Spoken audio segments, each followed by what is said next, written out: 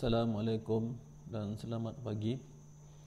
Saya Fadlan bin Abdul Hadi, Pensyarah Jabatan Kejuruteraan Awam Politeknik Kota Baru, ingin membentangkan satu kajian yang bertajuk Inovasi Smart Shovel.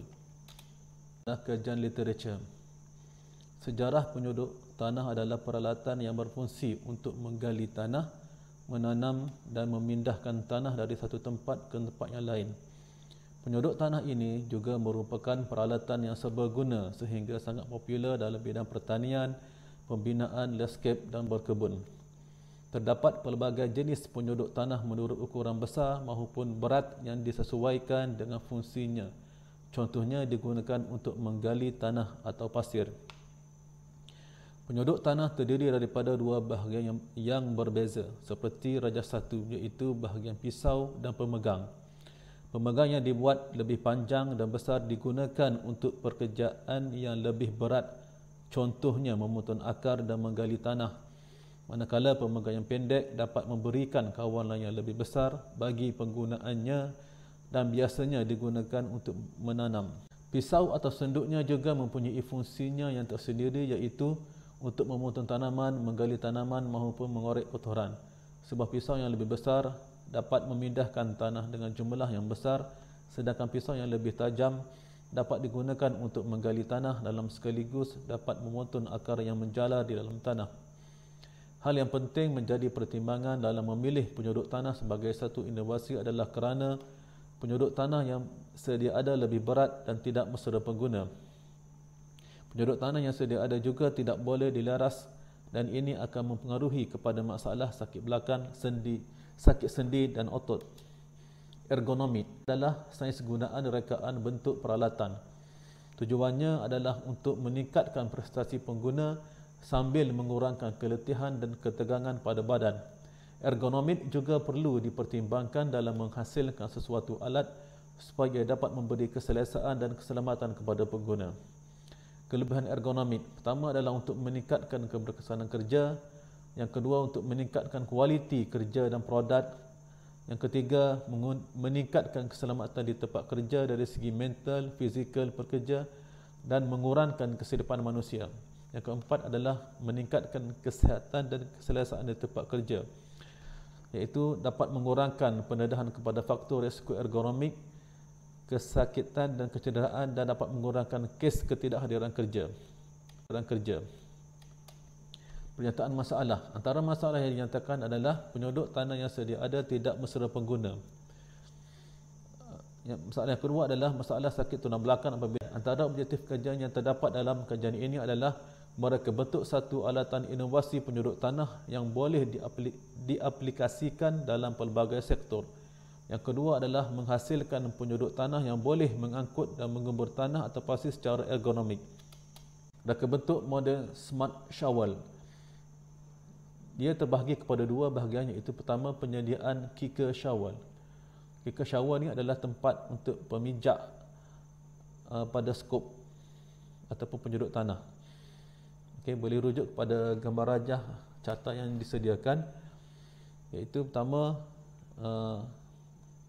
potong plat besi, kemudian kita canai besi dan drill pada penyodok untuk meletakkan kicker shovel.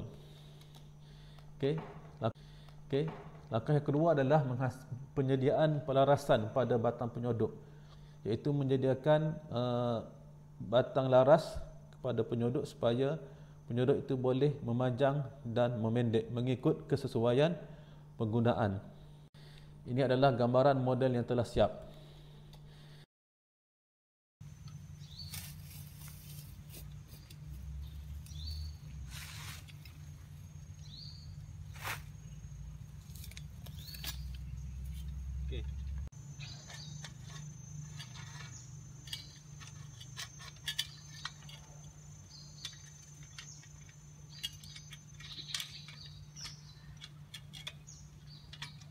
Data.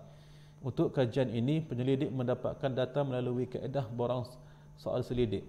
Justru itu, data dianalisis berdasarkan kepada keputusan daripada responden. Data 5 skala Richter dianalisis mengikut indeks relatif. Lingkungan nilai relative index terbahagi kepada 5 bahagian dan setiap bahagian mempunyai pecahan lingkungan nilai tersendiri. Rajah 2 di bawah menunjukkan lingkungan nilai indeks relatif. Dapatan responden, keberkesanan model Smart Shawal dari segi ergonomik. Kami menyediakan 5 soalan yang berkaitan dengan ergonomik. Soalan pertama adalah menjimatkan masa.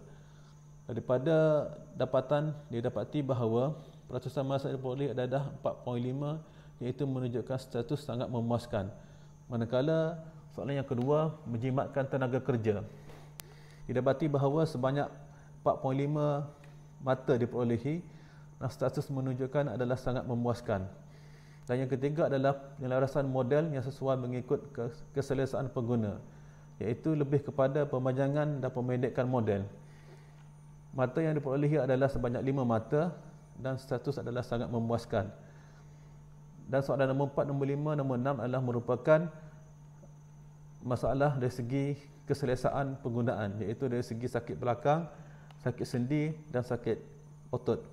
Daripada peratusan mata didapati mata yang diperoleh adalah antara 4.8 hingga 5, iaitu menunjukkan bahawa status sangat memuaskan. Kesimpulan data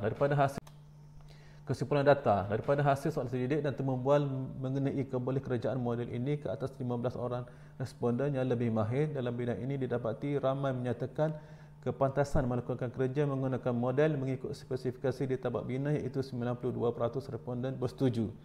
Manakala sebanyak 90% responden bersetuju dapat menjimatkan tenaga kerja.